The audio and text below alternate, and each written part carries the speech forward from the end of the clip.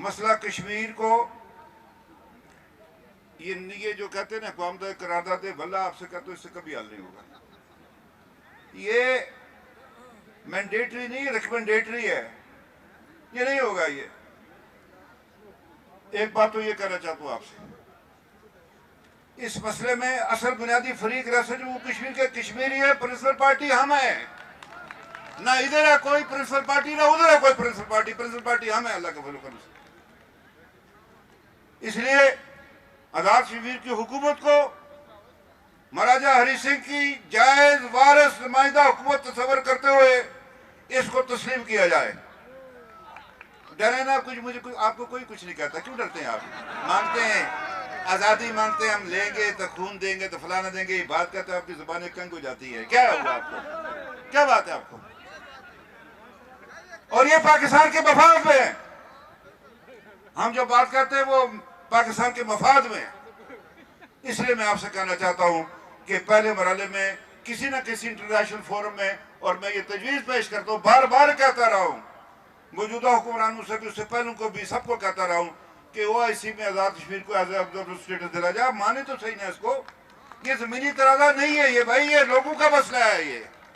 ये ज़मीनी तराजे में आपको कुछ नहीं मिलेगा। और दूसरी बात जो शाह साहब ने की है और उसके बाद अपना हसन इब्राहिम साहब ने की है, ये 84,000 बरबा मील रियासत नाकाबिल तकसीम वादे था।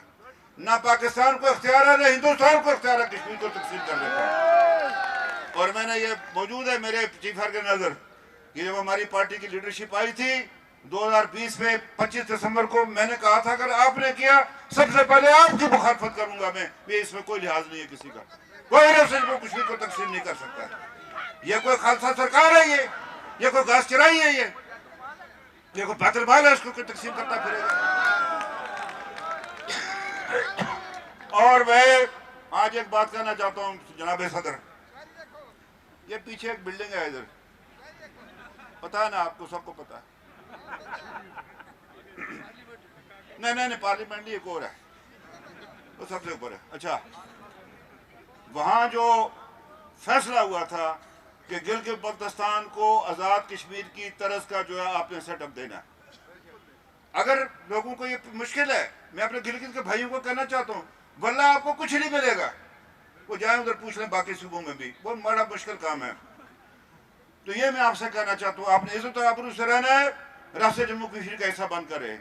मैं नहीं कहता कि आप आजाद कश्मीर हुकूमत के अंदर शामिल हो जाएं, गिलगित बल्तिस्तान अपनी अलादा जो है वो शनाख्त कायम रखे और अपने आप को जो तर्ज का स्टेटस दिया जाए।